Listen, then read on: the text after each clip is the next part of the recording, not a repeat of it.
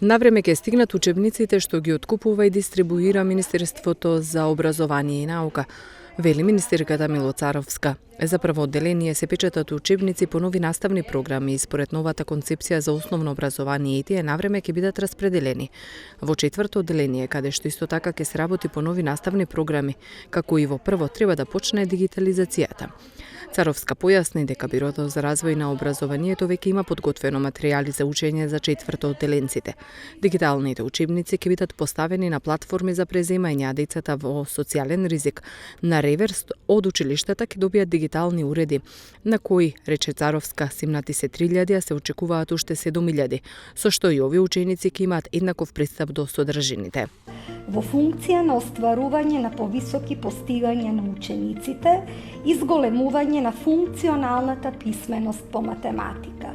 Приодот кој го има низ целиот материјал е истражувачко-откривачки.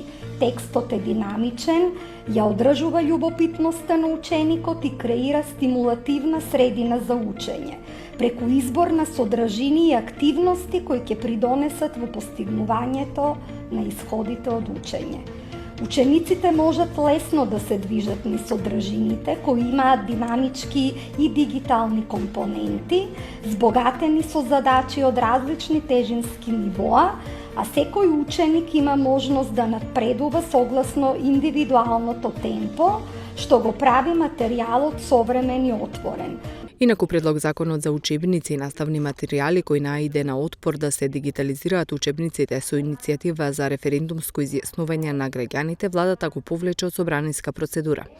Министерството најави дека од септември повторно ќе организира дебати за нови сугестии со кои ќе биде подобрен предложениот текст.